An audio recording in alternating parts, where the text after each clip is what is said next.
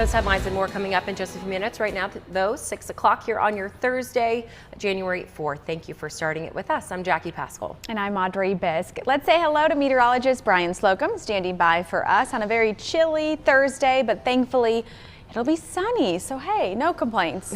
Yeah, sun today, sun tomorrow. Certainly can't wear t-shirt and shorts out there next couple days. Yeah, don't let the sun fool you. Yeah, seriously, we do have some colder conditions in play. Morning lows largely near freezing with highs only in the 40s each of the next few days. But we had some rain come through, at least at cloud level. Not a lot of this actually got to the ground. The best chances were the deeper blues popped up, but even over several hours with rain overhead at PTI Airport. Did not have any measurable rain there during the overnight. Even had some mountain snow, leaving streets wet and a little bit slippery this morning in the high country, but no delays at this time. Temperatures largely in low to mid 30s. Out and about first thing this morning with temperatures in the mid to upper 30s farther north and west. Seeing some temperature improvements first thing, mostly due to the fact that we have some cloud cover in place.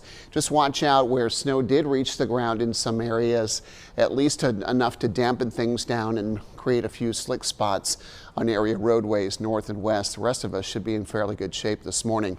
Northwest winds replace yesterday's southwest wind, which was enough to take temperatures into the lower 50s yesterday afternoon.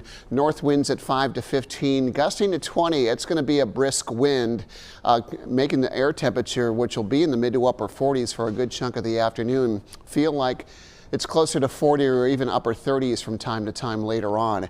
Dry weather for the foreseeable future, but we will start to bring in that storm system that is west of the Mississippi into our general direction. And while this will be mostly a rainmaker across the south, it slides into some cold air that will be in place east of the mountains, creating a situation where we have a wintry mix favoring freezing rain first thing Saturday morning before this begins to warm to rain. We'll talk about the potential impact for travel, as well as power outages coming up in just a couple of minutes. Well, new this morning, we have just learned that one school district in the area is operating on a delay this morning. Carroll County Schools in Virginia posted on their Facebook page saying that the schools in the district will start on a 2-hour delay this morning. No explanation was given. This morning, the Greensboro community is coming together to honor and remember Sergeant Dale Nix. Condolences continue to pour in for the police department there and the Nix family. His body is now back home following a 70-mile police procession yesterday from Raleigh.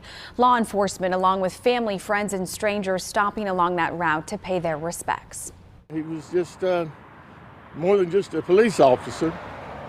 He was a family man, husband, father, brother. He was kind to everyone.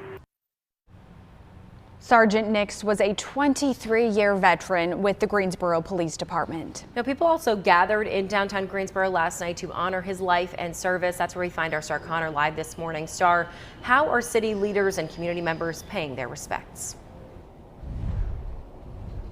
Well, the community event took place not too far from where I'm standing here at the Growing Memorial at the Greensboro Police Department headquarters. Now, the vigil was held at the Phil McDonough Plaza in downtown Greensboro, and it was filled with law enforcement, community leaders, and community members. Now, there was tears, moments of silence, prayers, and candlelight vigils. Now, loved ones called Sergeant Nix a hard worker whose impact went beyond the police department. Those who knew him say they will continue his legacy in keeping the community safe. Chief John Thompson also gave words of comfort to the community who is still in mourning. The piece of comfort I have right now standing in front of this group and the hundreds of people that I've had interactions with over the past few days is to know that he has left his mark on this community. Now, community organizations centered around gun violence were also present during that vigil. Live in Greensboro, I'm Star Connor for WXII 12 News. Sergeant Dale Nix was off duty on Saturday when he was shot and killed outside the Sheetz gas station on Sandy Ridge Road in Colfax. According to prosecutors, he was confronting two people he saw stealing 5 cases of beer from the store. 3 people have been arrested. Jameer Foster is charged with first-degree murder. Zechariah Blackwell and John Morrison are charged with accessory to murder. All 3 made their first court appearances on Tuesday. Their next hearing is set for April 2nd.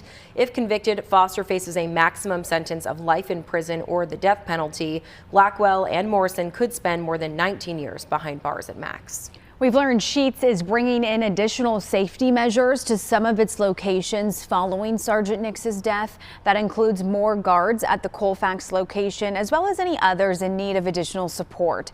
A spokesperson says leadership is also meeting with the Greensboro Police Department weekly. The Sheetz advanced security systems and their security operations center was crucial in helping police arrest the 3 suspects.